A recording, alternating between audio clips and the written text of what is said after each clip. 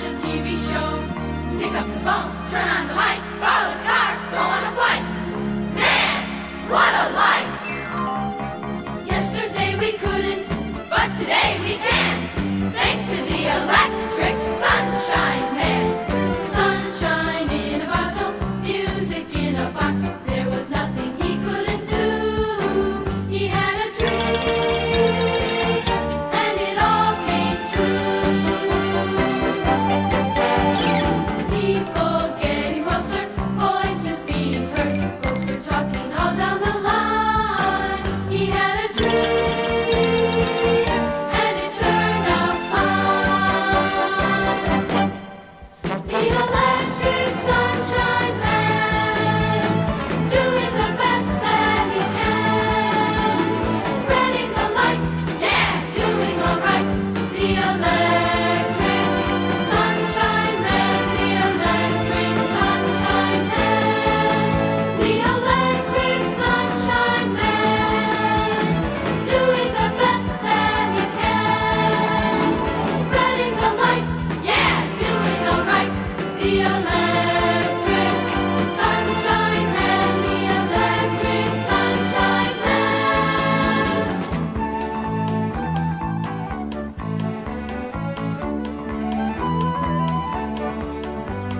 Electric locomotive, power in a cell, Technicolor making the scene. He had a dream, and it turned out keen. The electric sunshine man, doing the best that he can, spreading the light, yeah, doing all right. The electric sunshine man, the electric sunshine man, the electric sunshine man, doing the best that he can, spreading the light, yeah, doing all right. The electric sunshine man, the electric sunshine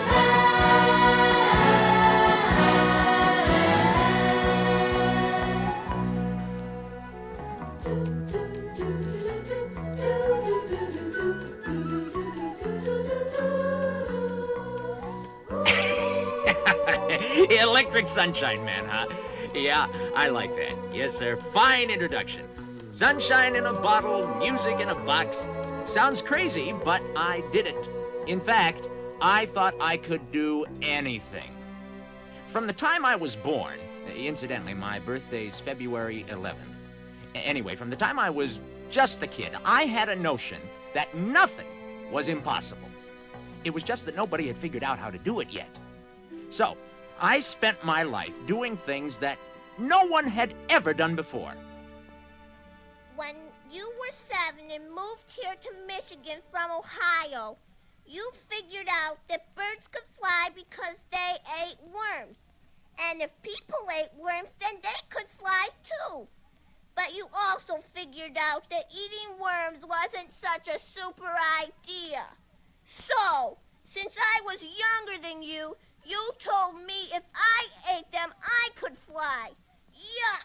Yuck! Yeah, well, I was wrong. You got sick, I got a whipping, and nobody flew. It wasn't the last time I was wrong, but it didn't keep me from doing the impossible. I have been a teacher in this school for 20 years, but I have never seen the like of that Edison boy. He's driving me crazy with his impossible questions. When I tell him I don't know, he wants to know why I don't know. It's a waste of time to keep him in school. I'm going to recommend that they keep him home and let his mother try to cope with him. So for the next several years, I taught him at home. Enough for today, Tom. Take your questions and your experiments down to the basement. You can work on the impossible down there. I lived next door to Tommy for a long time, and me and him built some neat stuff in that basement. We used to kinda borrow things from the neighbors. Once we made a telegraph. We took stovepipe wire and strung it on the trees between our houses. Then we got some rags and bottles for insulation and brass for rings. And it worked, too. We sent Morse code just like real operators. Somewhere along about that time, I got my first job. I was a candy butcher. Yep. Tom went to work on my train selling candy and newspapers on the Detroit run. I think he was about 12. When he wasn't selling, he was reading. But reading wasn't enough. He had to prove everything he read. So I let him set up a lab in one of the boxcars. And one of his experiments set the car on fire. I guess I should have fired him, but instead I moved him to another job. I suspect between his experiments and his practical jokes, he moved a lot.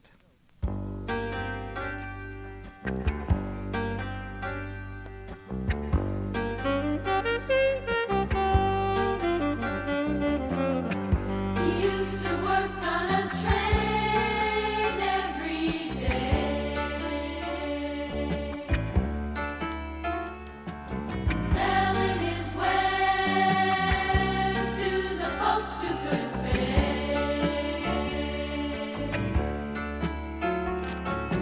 Everyone said there's a lad to admire until the day that he started the fire.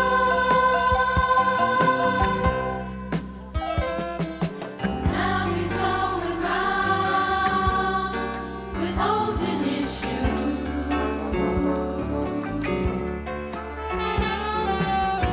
He's got a case of the moving on blues.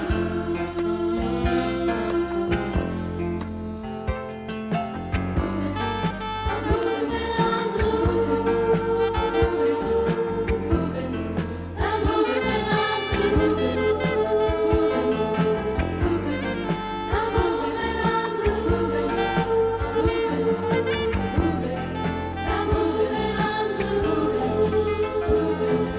Got a new job and was doing just fine.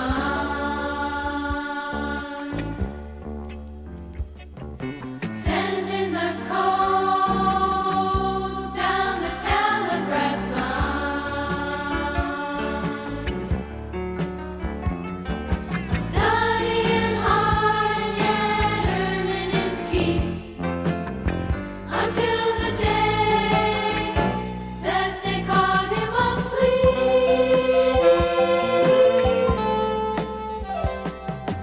Yeah, he's getting wise. He's paying his dues.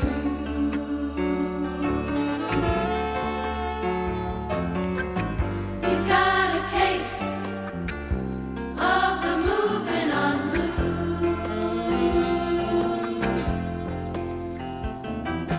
Moving on blues. Moving on blues. Moving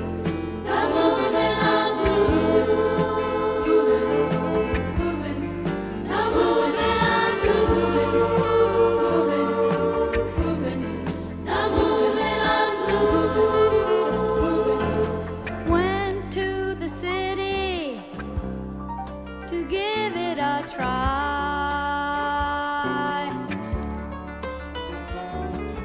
Got a good job with a firm by and by.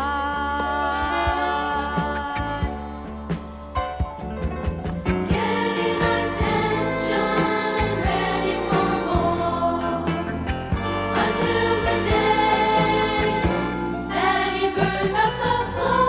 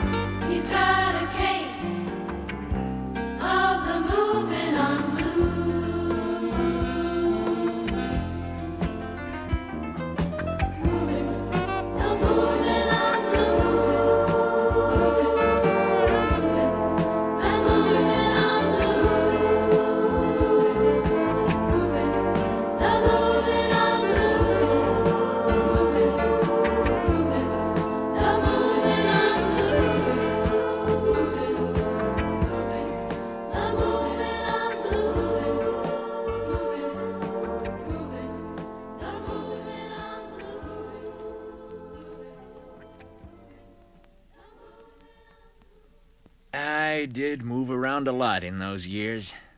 I finally ended up in Boston, working as a telegraph operator for Western Union. I was 21, I was starting to go deaf in one ear, and I was still experimenting. In fact, I finished my first invention that year and made my first visit to the clerk in the patent office.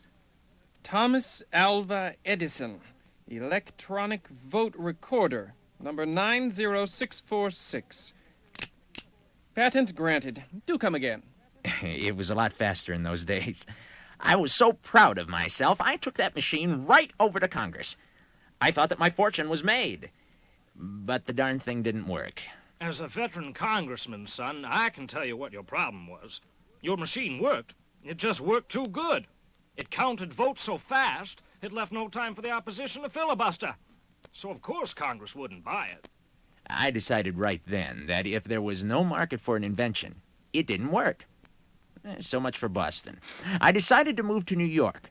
I got a job there working for the Gold and Stock Telegraph Company. I had several more unprofitable inventions, but finally I had a winner. So I went back to see the patent clerk. Thomas A. Edison, Edison Universal Printer. Nice to see you again, Mr. Edison. As vice president of the Gold and Stock Telegraph Company, I can tell you, Edison, we are very impressed. Yes, sir, this improved stock ticker is a real breakthrough. We're prepared to offer you $40,000 for it, if that's satisfactory. Satisfactory? Little did he know I was hoping for 5 and would gladly have accepted 3. I spent my unexpected fortune setting up a workshop across the Hudson in Newark, New Jersey. I hired John, Will, Batch, and Charlie, and some other top-notch mechanics. I became a businessman. Well, actually, I hired a bookkeeper to keep up with the business. And I went back to my inventions, which, of course, brought me back to the patent office. Thomas Edison, quadruplex. Improved a telegraph instrument for sending 4 messages simultaneously. You're getting to be a familiar face, Tom. I really enjoyed that invention. You see, I got fired once for interrupting a supervisor while he was sending a telegraph message. With my telegraph, 4 people could send messages without interrupting each other. Well, anyway, with the money from the quadruplex, we moved to Menlo Park and set up the world's first research lab. Now that was my greatest invention. I invented an invention factory.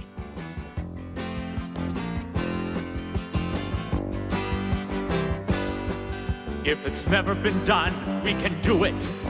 We can do it, yes indeed. If it's never been thought, We'll think through it, yes indeed. If there's a design that you have in mind, then this is the place to pursue it, yes indeed.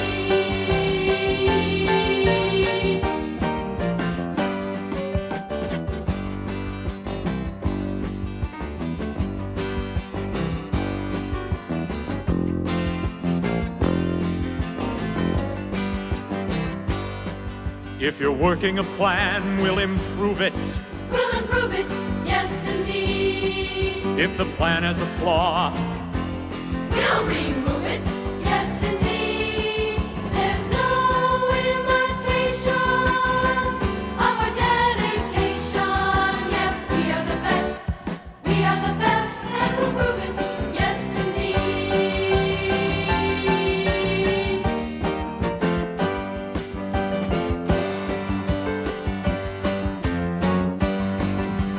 This is the Invention Factory.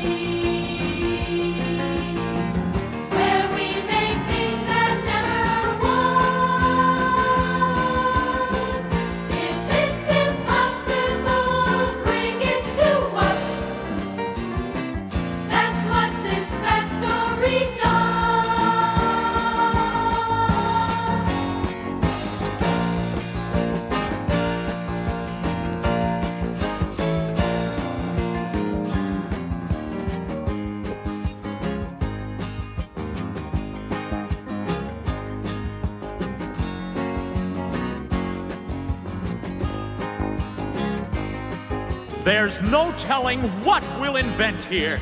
We'll invent it, yes indeed. Our success is 100% here. 100%. Yes, indeed. There's nothing we can do if we're determined to. Our talent and skill pay the rent here, yes indeed.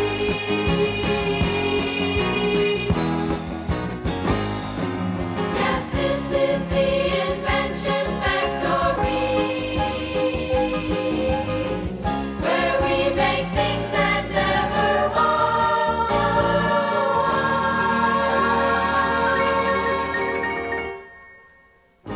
If it's impossible, bring it to us. That's what this factory does. That's what this factory does. That's what this factory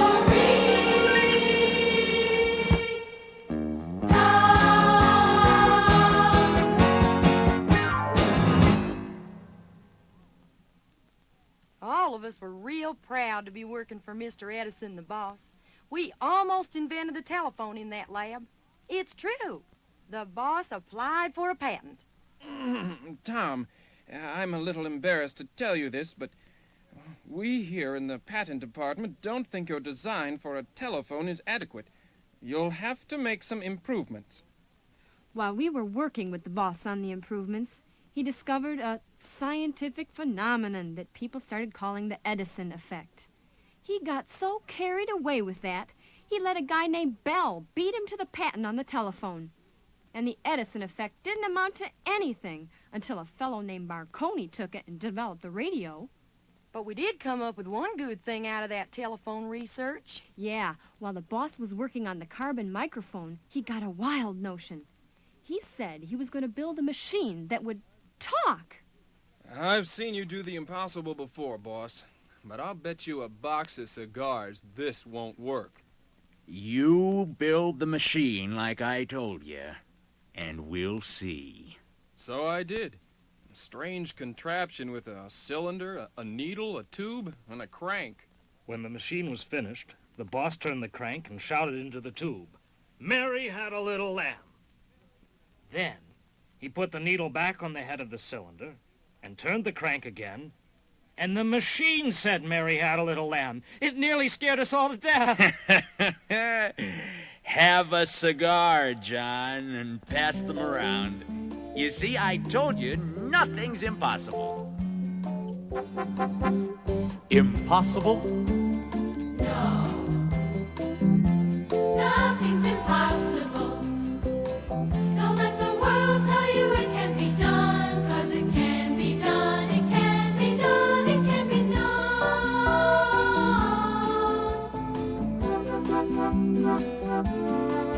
It's possible. Sure, everything's possible.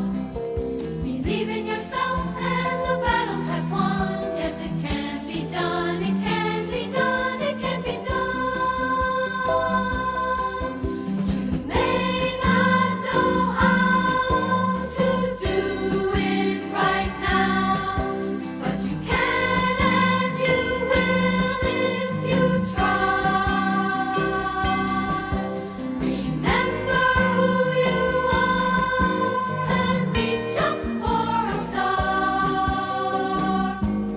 and you'll win by and by.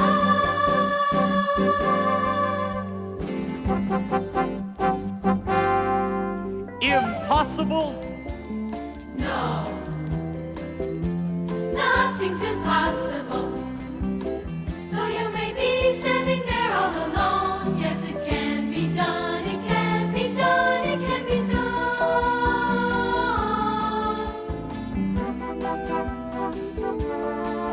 It's possible. Sure, everything's possible.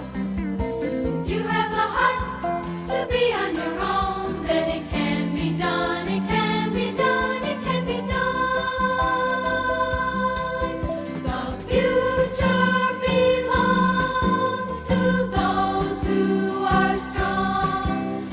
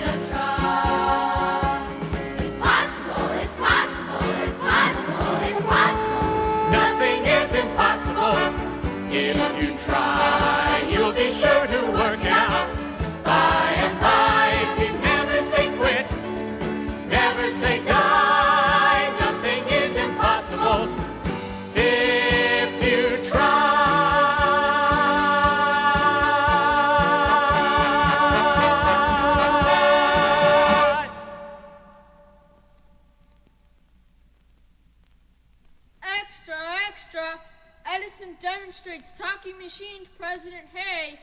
Just between us, I thought I might hear a word or two, but when that machine worked perfectly, I was as surprised as anyone.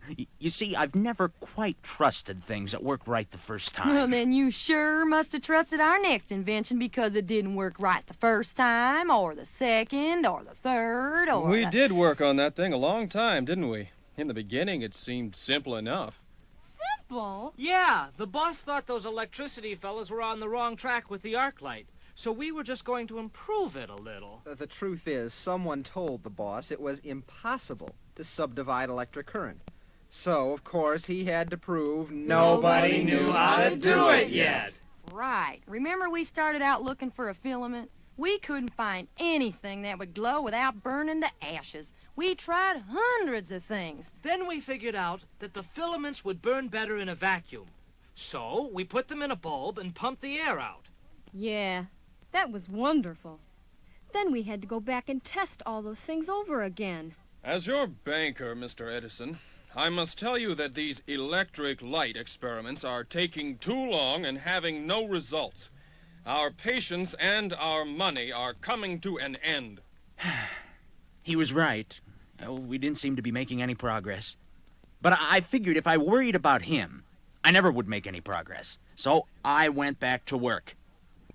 Charlie, let's try lamp black, carbon. We already did. It burned too fast. But that was because of the oxygen in the air. There's no oxygen in a vacuum. Let's try it again. Here, Batch, you carbonize this cotton thread.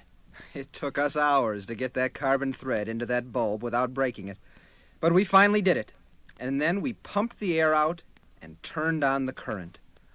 It's glowing! Like a little bit of sunshine. Let's see how long it'll last. So we sat down to watch. We watched and watched and watched. We stayed all night, and when our shift ended, the day shift came in and they sat down and watched. We sat there watching that bulb for nearly 2 days. It lasted 45 hours. The electric sunshine man, doing the best that he can. Spreading the light, yeah, doing all right. The electric sunshine man, the electric sunshine man. The electric sunshine man, doing the best that he can. Spreading the light, yeah, doing all right. The electric sunshine man, the electric sunshine man. Sunshine in a bottle, glowing in a glass. There was nothing he couldn't do. He had a dream, and it all came true. It's the electric sunshine man, doing the best that he can. Spreading the light, yeah, doing all right. The electric sunshine man, the electric sunshine man, the electric sunshine man, doing the best that he can. Spreading the light, yeah, doing all right.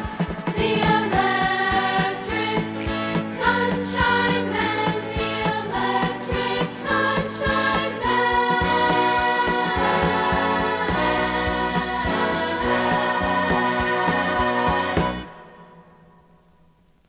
We did it! We made the first electric light bulb. And I went to, yeah, you guessed it, I went straight to the patent office. Congratulations, Tom. I thought that talking machine, that phonograph, was a great invention, but this, well, I don't know what to say. Most people didn't know what to say when they read about this new light. The boss figured they needed to see it for themselves. So he invited anyone who was interested to come to Menlo Park on New Year's Eve to see how the electric light worked. We welcomed in 1880 with electric lights, but it wasn't nearly as convincing as we wanted it to be. No, we worked another year and did a lot more experimenting before we convinced anyone that electricity was here to stay. We went back to work on filaments. We tried rags, wood, snakeskin, animal fur, leather, macaroni, pomegranate peel, onion skin, minerals, grass, bamboo. Bamboo! That's it! That's it. It works fine. Now, let's see which kind works best. Oh, no! So we tested bamboo. 6,000 samples. But we found the right one. And in 1881, we had a New Year's Eve party like no one had ever seen before. But that wasn't all. The boss's dream was to get electric lights into ordinary homes. To do this, we had to convince investors that electric lights were more practical and less expensive than gas lights. So the boss came up with an impossible scheme. He said we would light a square mile of New York City. Every house, every street would glow with our new electric sunshine bulbs. Gonna light up New York City.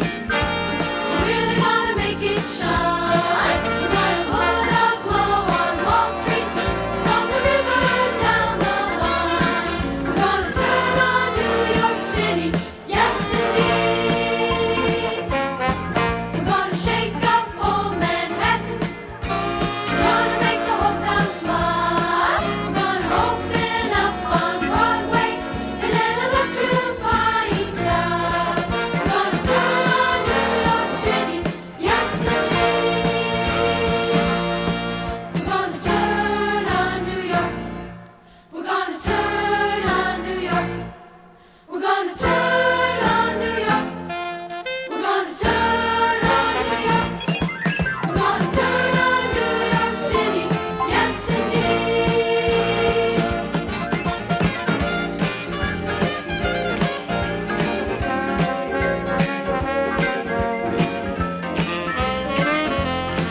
We're gonna turn on New York. We're gonna turn on New York.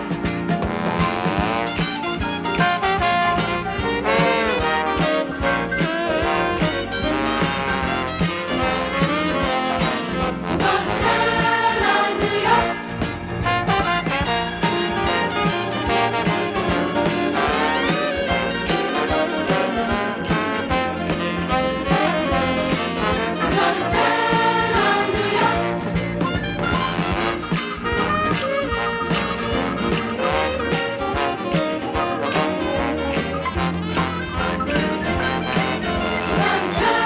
on New York.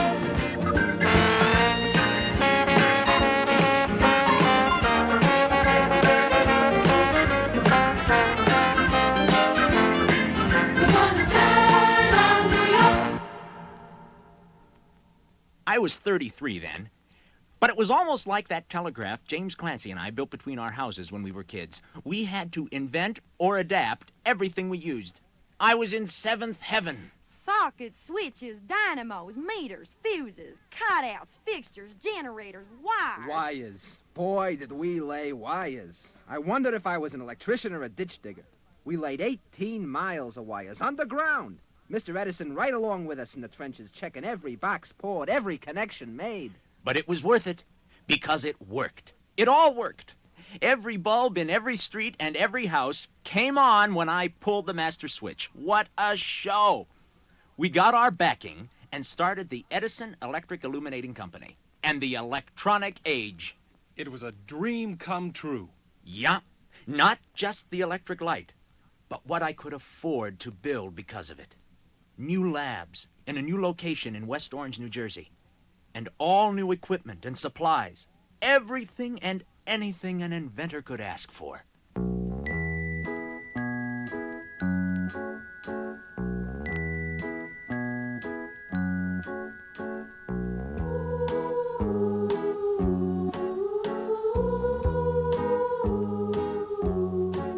When I was young, I had a plan of what I thought I'd do. I'd build a place where I could make people's dreams come true. I'd have a storeroom filled with things of every shape and kind to help someone build any dream he had in mind.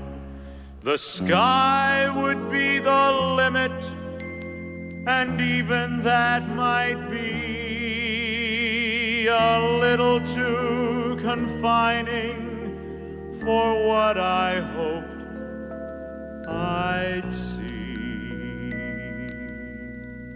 And through the years, I kept in mind whenever things went wrong that there was still tomorrow, and I'd tell myself, dream on.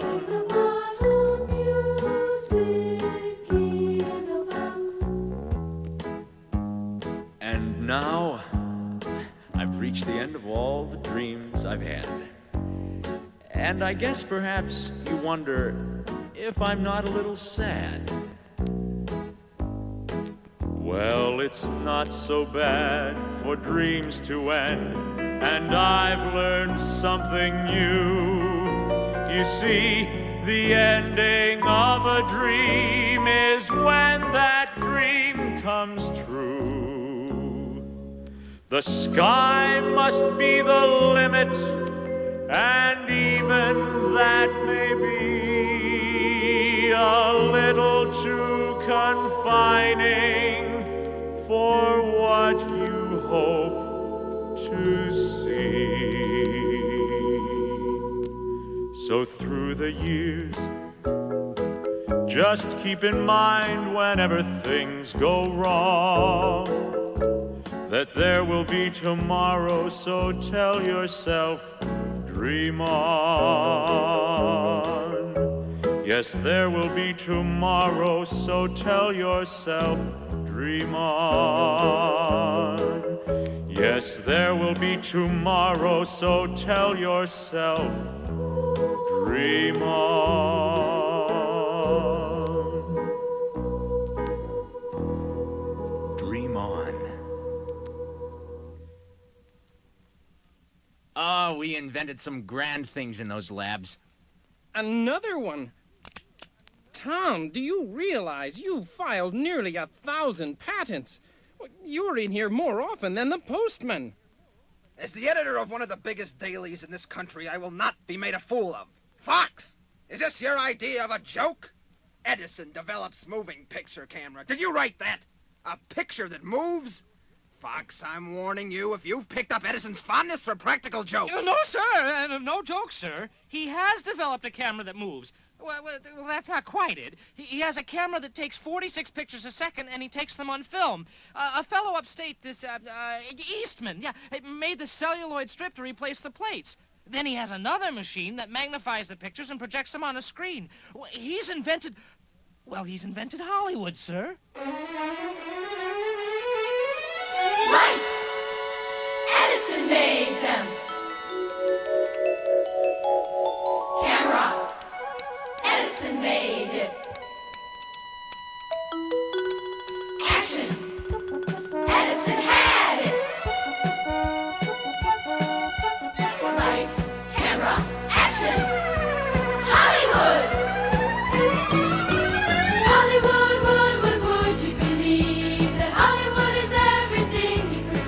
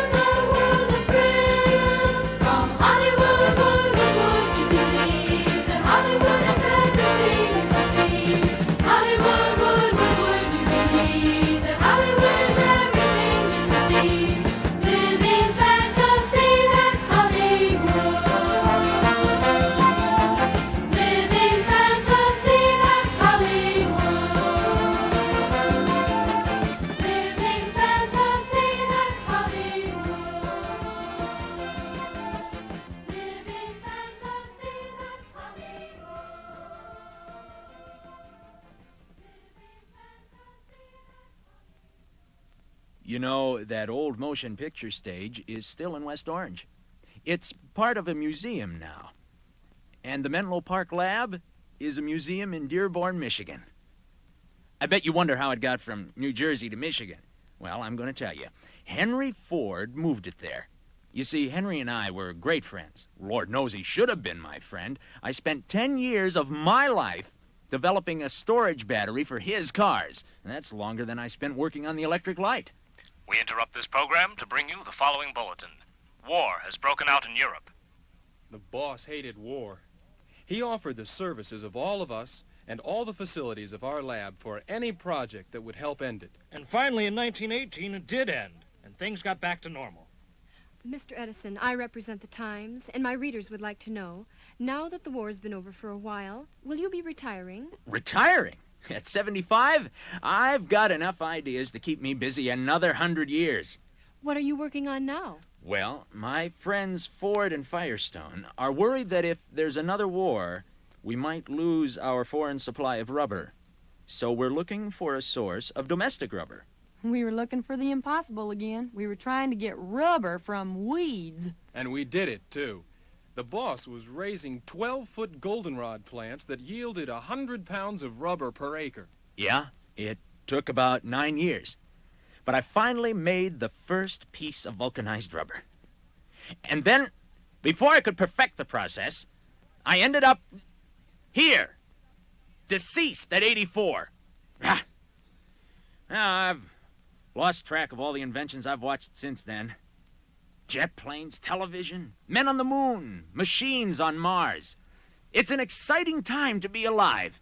It's an exciting time for you to be alive. Yes, sir. I can hardly wait to see what impossible thing you're going to invent next.